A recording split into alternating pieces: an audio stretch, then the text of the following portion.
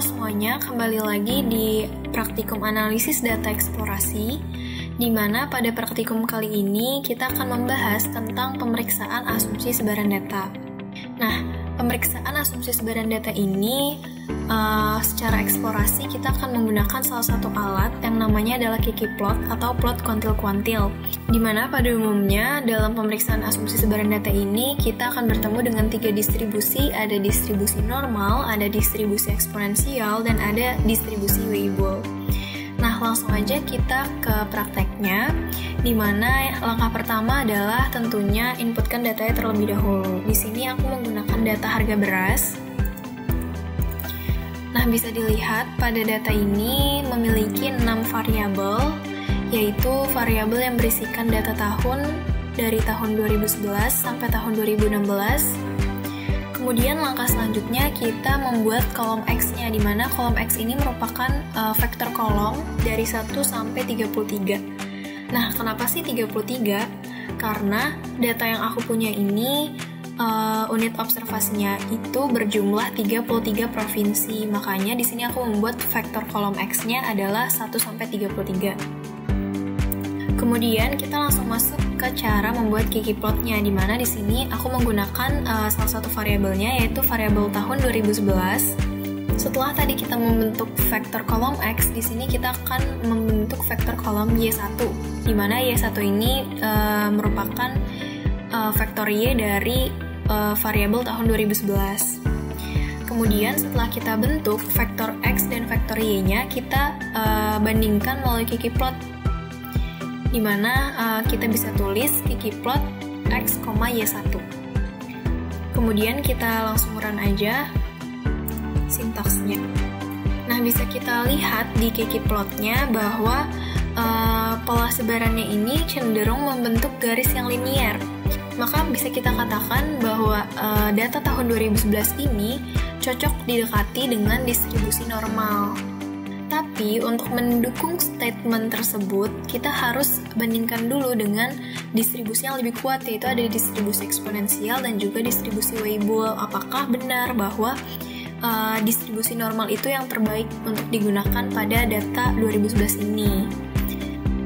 Nah, di sini teman-teman bisa langsung ikutin aja sintaks untuk melihat sebaran data menggunakan distribusi eksponensial. Kemudian bisa di-run. Kita bisa lihat di sini bahwa dengan menggunakan kkplot dari distribusi eksponensial pada tahun 2011 ini, sebaran data cenderung tidak membentuk garis linier. Bahkan bisa kita lihat di sini bahwa datanya itu menumpuk di satu tempat dan dia punya outlier yang cukup jauh. Maka bisa kita katakan bahwa untuk data 2011 ini itu kurang cocok menggunakan distribusi eksponensial. Maka dari itu sampai saat ini distribusi normal itu masih yang terbaik. Tapi kita harus bandingkan lagi dengan distribusi Weibull. Nah, di sini teman-teman bisa langsung lihat aja sintaksnya dan di-run.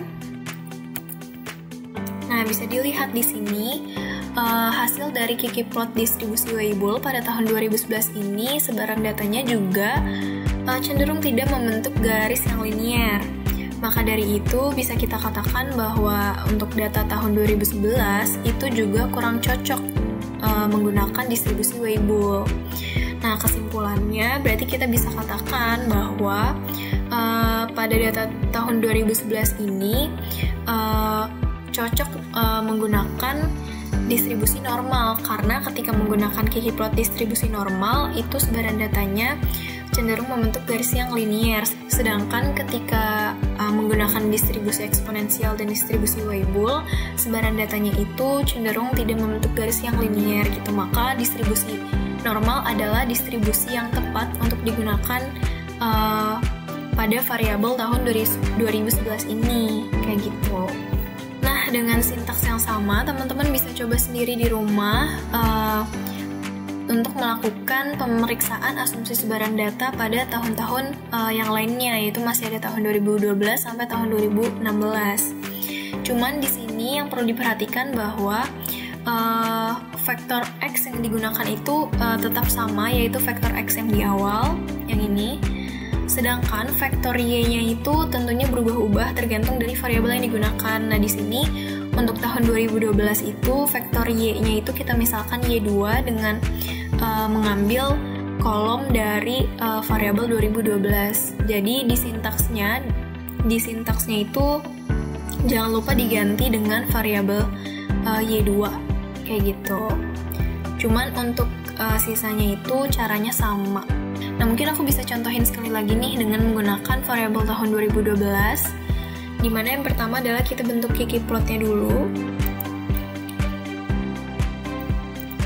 Oke, bisa dilihat di sini dengan menggunakan variabel tahun 2012 itu hasil Kiki plotnya, sebaran datanya itu membentuk garis yang linier. Maka dapat kita katakan bahwa untuk tahun 2012 ini juga cocok untuk didekati dengan distribusi normal.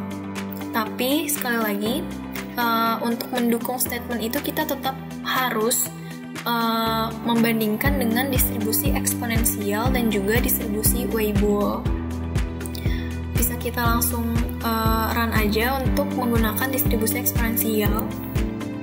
Bisa dilihat di sini bahwa dengan menggunakan Kiki plot distribusi eksponensial untuk tahun 2012 itu sebaran datanya itu cenderung tidak membentuk garis yang linier. Maka dapat dikatakan bahwa untuk tahun 2012 ini tidak cocok didekati dengan distribusi eksponensial. Maka kita harus coba bandingkan lagi dengan distribusi Weibull.